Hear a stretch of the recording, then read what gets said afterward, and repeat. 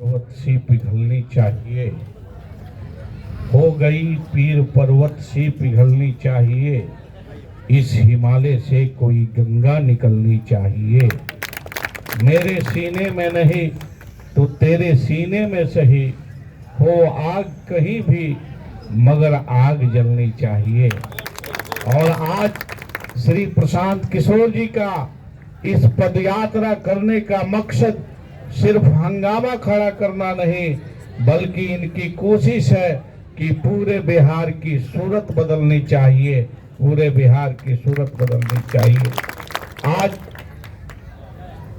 आप सभी इस राजेंद्र बाबू के ऐतिहासिक धरती पर, देश रत्न के इस ऐतिहासिक धरती पर सिवान मौलाना मजरुल हक साहब और राजेंद्र बाबू के इस ऐतिहासिक धरती पर मैं आप सबों के तरफ से श्री प्रशांत किशोर जी का एवं इनके साथ चल रहे सभी पदयात्रियों का अपनी दिल की तमाम गहराइयों से हार्दिक अभिनंदन करता हूं, स्वागत करता हूं इस कुलवा दरगाह की धरती पर। साथियों, देश के राष्ट्रपिता बापू ने जिस तरह से सरजमीने चंपारण से अपनी पदयात्रा और अंग्रेजों के खिलाफ आंदोलन करके इस देश से अंग्रेजों को बाहर करने का काम किया, इस देश को आजाद कराने का काम किया,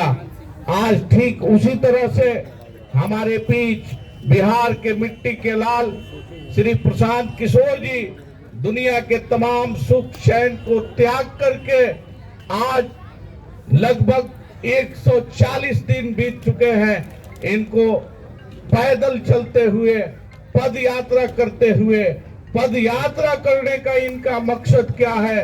आज हमारे बिहार के समाज के लोगों को तमाम नेताओं ने, चाहे वो किसी भी पार्टी की दल की सरकार रही हो, किसी ने हमको जात के नाम पर तोड़ा है, किसी ने धर्म के नाम पर तोड़ा है, किसी ने संप्रदाय और मजहब के नाम पर तोड़ा है, लेकिन पहली बार मैं समझता हूं कि इस दुनिया में या इस बिहार में कोई बिहार की मिट्टी ने किसी लाल को पैदा किया है जो राजनीति के नाम पर किसी को तोड़ने के लिए नहीं, किसी को जात के नाम पे, धर्म के नाम पे, संप्रदाय के नाम पर तोड़ने के लिए नहीं, बल्कि पूरे बिहार के टूटे हुए इन समाज को मोहब्बत से जोड़ने के लिए आया। आज यह जन सुराज किसी व्यक्ति विशेष का नहीं है, किसी जात धर्म मजहब का नहीं है, पूरे बिहार के समाज और स्वाभिमान की बात है और बिहार के एक एक लोगों को आज समझना पड़ेगा। साथियों, आज हम बिहार से बाहर जाते हैं, हमको गाली के रूप में संबोधित किया जाता है दूसरे प्रदेशों में, दूसरे देशों में, लेकिन हम गाली सुनते आ रहे हैं इसलिए कि कहीं ना कहीं इसके लिए दोषी हम ही हैं। इसलिए मैं कह रहा हूं कि इतना टूटा हूं कि छूने से बिखर जाऊंगा। ये बिहार के लोग कह रहे हैं, ये फैज अहमद नहीं कह रहा है कि इतना टूटा हूं कि छूने से बिखर जाऊंगा। मैं तो दरिया हूं, समंदर में उतर जाऊंगा, मुझे सूली पे चढ़ाने की क्या जरूरत, मेरी हाथों से ये कलम छीन लो तो मैं मर जाऊंगा। साथियों, बाबा साहब अम्बेडकर ने कहा था कि शिक्षा उस शेरनी का दूध है जो पिएगा वही दहाड़ेगा।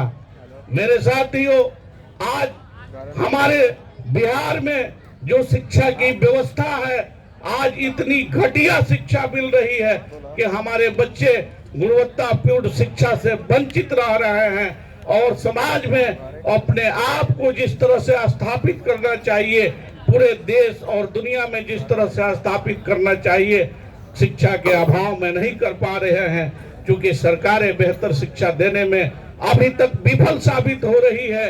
लेकिन हमारे जन सुराज के सूत्रधार, इनके साथ देश और दुनिया के बड़े बड़े स्कॉलर बैठे हैं, बिहार की शिक्षा को कैसे आगामी 5 से 10 सालों में बेहतर शिक्षा, गुणवत्तापूर्ण शिक्षा यहाँ के गरीब और मुफलिस बच्चों को दिया जाए कि आने वाले समय में बिहारी कहलाना हमारे लिए गाली की बात नहीं हो, बल्कि सम्मान की बात हो, गौरव की बात हो। हम बिहारियों की स्वाभिमान हर जगह लोग समझे।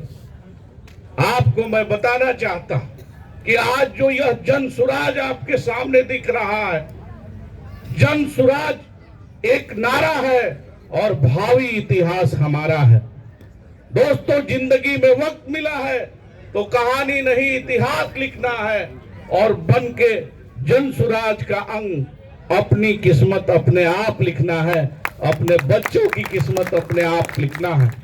आज जरूरत है हम सबको एक साथ मिलके इस जन सुराज के बैनर तले बिहार को एक समृद्ध और बेहतर बिहार बनाने के लिए, अगर इस पहल से इस बैनर तले हम पीछे रह जाते हैं तो आने वाले समय में फिर इस बिहार को बेहतर बनाने के लिए कोई पैदा नहीं होगा। माई का लाल, मैं समझता हूं कि प्रशांत किशोर जी के नेतृत्व में ही बिहार को हम बेहतर बिहार बना सकते हैं। जो इनकी रणनीति है, जो इनकी राजनीतिक सूझबूझ है, उसके तहत हम लोग कदम से कदम इनके साथ मिला के चलेंगे तो आने वाले समय में बिहार टॉप 10 राज्यों में आने वाले 10 वर्षों में जरूर नजर आएगा। बस हम सभी बिहारियों को एक साथ मिलके बिहार को बेहतर बनाने के लिए अहद लेना होगा, कसम खाना होगा। इस बेहतर बिहार को बेहतर बनाने के लिए विदेश से लोग नहीं आएंगे, दूसरे प्रदेशों से लोग नहीं आएंगे। बिहार वासियों को अपने बिहारीपन का एहसास करते हुए हम लोगों को एक साथ मिलके हर समाज के लोगों को, जिस तरह से गांधी ने देश को आजाद कराने के लिए क्या हिंदू, क्या मुसलमान, क्या सिख, क्या ईसाई, क्या जैन, क्या पारसी, क्या महिला, क्या पुरुष, सब लोग एक साथ मिलकर लड़ाई लड़े थे। आज ठीक उसी तरह से बिहार को बेहतर बनाने के लिए हम सबको मिलकर उसी तरह से लड़ाई लड़ने की आवश्यकता है। और इनके लिए मैं क्या कहूं, ये तो लहू को लहू लिखते हैं, पानी ये नहीं लिखते। महलों की रक्कासा को रानी ये नहीं कहते। यही तो बात है कि सारा हिंदुस्तान इन पे नाच करता है। ये इतिहास लिखते हैं, कहानी ये नहीं लिखते, कहानी ये नहीं लिखते। साथियों, दुनिया की कोई भी लड़ाई हो, चाहे वो आतंकवाद की हो, उग्रवाद की हो, माओवाद की हो, नक्सलवाद की हो या किसी तरह की व्यवस्था परिवर्तन की हो, अगर उसको हम जीत सकते हैं तो वो बस एक ही हथियार से जीत सकते हैं, वो है गांधीवाद रूपी हथियार। गांधीवाद रूपी हथियार से ही हम जीत सकते हैं। और प्रशांत जी कोई अपनी तस्वीर को लगा के किसी बैनर पर नहीं चल रहे हैं, बल्कि गांधी को लेकर चले हैं। ये हमारा आपका फर्ज है कि गांधीवाद को समझे और बिहार को बेहतर बनाने का काम करें। जय हिंद, जय भारत, जय बिहार, जय प्रशांत किशोर।